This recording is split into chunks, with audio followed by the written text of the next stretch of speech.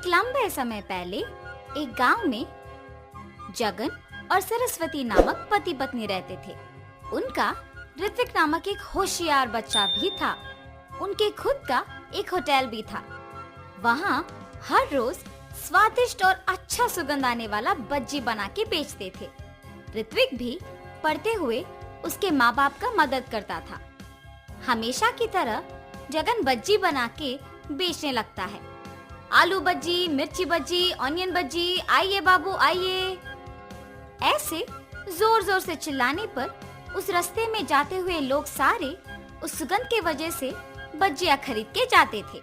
Ritwik hotel में अपने माँ बाप की सहायता करने के बाद अपनी माँ को बता के कुछ बज्जियां अपने दोस्तों को खिलाने अपने साथ लेके खेलने चला जाता था।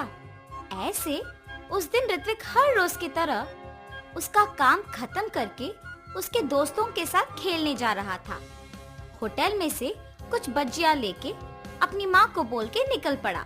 बज्जियां लेके जाने पर भी माँ इसीलिए कुछ नहीं कह रही है क्योंकि मैं उनकी मदद कर रहा हूँ। मैं भी सिर्फ इसीलिए उनकी मदद कर रहा हूँ। मेरे दोस्तों के लिए काम करना ही पड़ेगा। ऐसे सोच के बज्जियों को लेके अपने दोस्तों के पास जाता है। मैंने ये बज्जियां आप सबके लिए लाया है, लेके खाओ। ऋत्विक, हमें ये बज्जियां नहीं चाहिए। क्यों? बज्जियां क्यों नहीं चाहिए? तुम हर रोज बज्जियां के सिवा कुछ नहीं लाते हो। रोज रोज ये खा के अब हम पक गए। हाँ यार, अब से तुम बज्जियां लाना बंद करो और हमारे साथ खेलने भी मत आओ। ऐसे मत कहो, मैं तुम लोगों के लिए कुछ भी करूंगा। अच्छा, तो फिर तुम्हें हम सब के लिए आइसक्रीम खरीद के लाना होगा। मंजूर है? तुम लोगों को आइसक्रीम खरीदने के लिए मुझे बहुत पैसों की जरूरत है। मेरे पापा भी मुझे उतने पैसे नहीं देंगे। कुछ और पूछो, मैं करूंगा। तुम इसीलिए सोच रहे हो क्योंकि तुम्हें अपने पापा से पैसे पूछना पड़ेगा ना? हाँ, उनसे बिना पूछे पैसे लेने का मेरे पास एक उपाय है। अगर तुम पक्का करोगे तो ही बोलूंगा। तुम लोगों के लिए मैं कुछ भी करूंगा। क्या है वो उपाय? तुम्हारे होटल में खाने बहुत लोग आते हैं।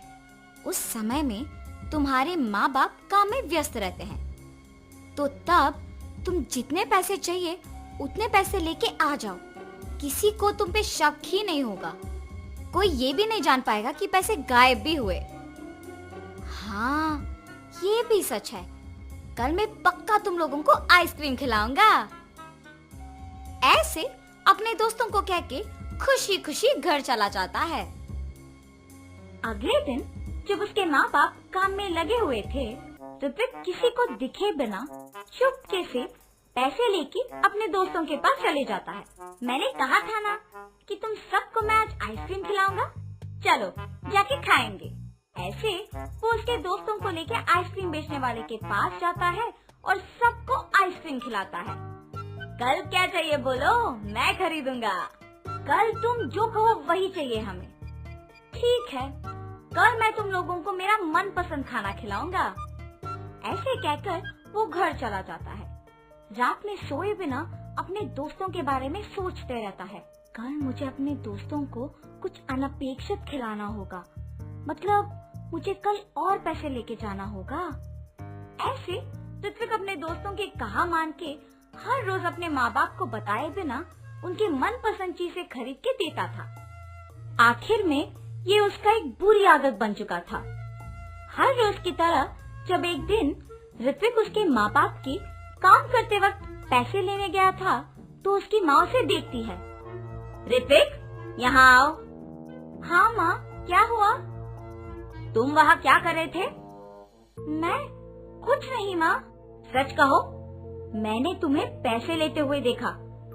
ऐसे बिना पूछे पैसे लेना गलत है। क्या तुम्हें नहीं पता? तुम अब पैसे भी चोरी करना सीख गए। माँ, मुझे माफ करो। मैंने अपने दोस्तों के लिए ये सब किया है। आइंदा ऐसे कभी नहीं करूँगा।